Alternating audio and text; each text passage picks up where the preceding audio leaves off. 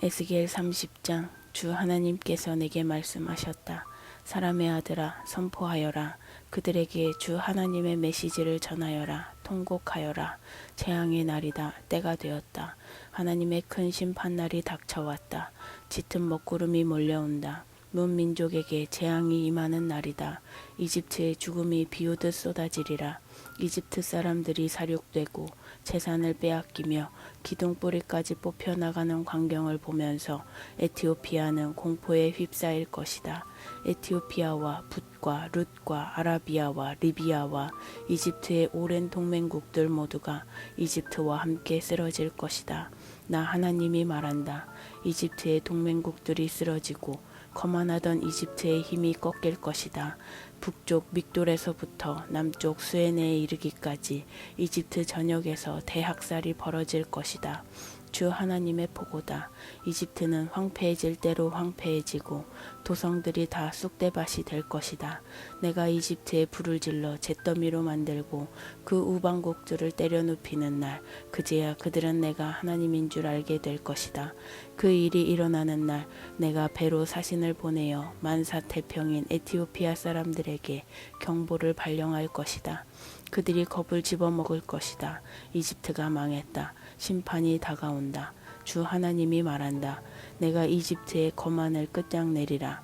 바빌론 왕 느부갓네살을 이용해 그렇게 할 것이다.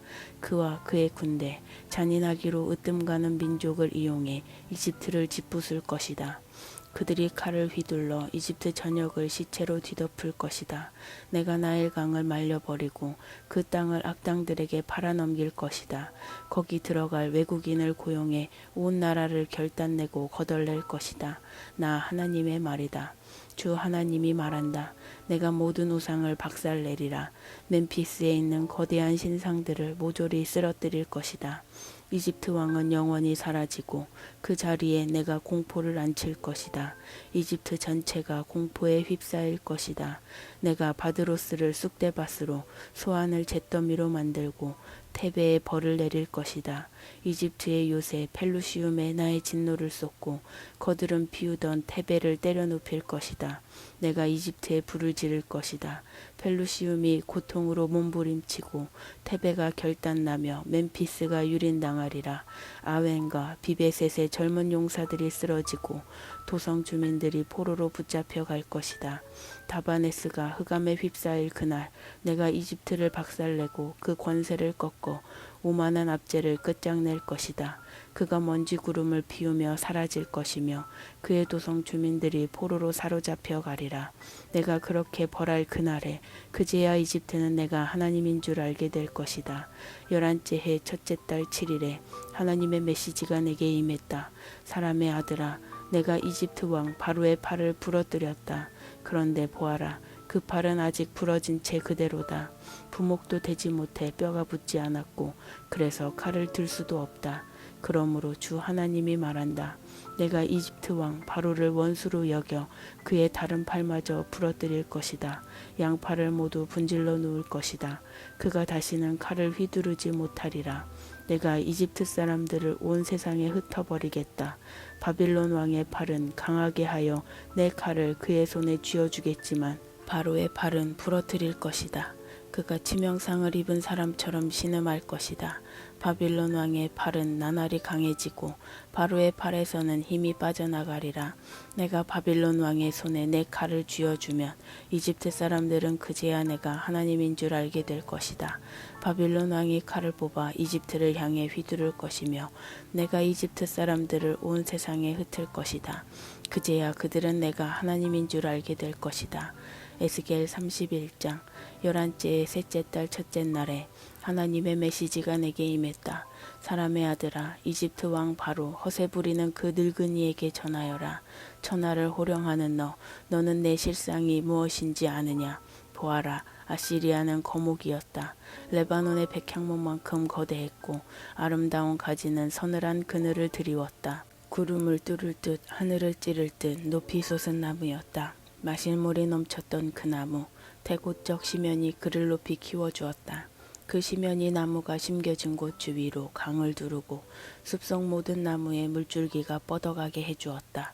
실로 거대했던 그 나무는 숲속 다른 모든 나무를 압도했다.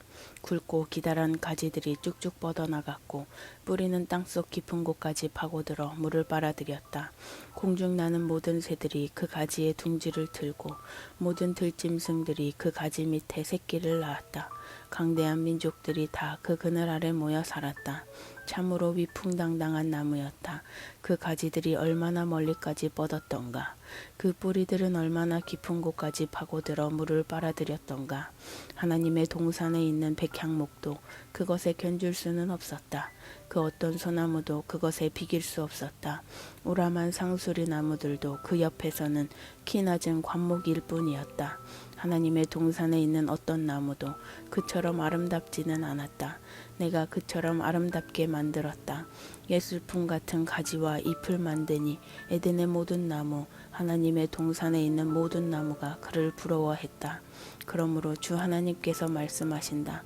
그런데 그가 구름을 뚫고 하늘 높이 솟더니 자신의 높은 키를 뽐내며 으스댔다. 나는 그를 세계적으로 이름 높은 한 통치자에게 넘겨주어 그 악의 대가를 치르게 했다. 나는 그를 용인할 수 없었다. 믿을 수 없을 만큼 무자비한 민족들이 그를 사정없이 찍어 쓰러뜨렸다. 부러진 가지들이 골짜기 전역에 흩어졌고 잎이 무성한 가지들로 시내와 강이 막혔다.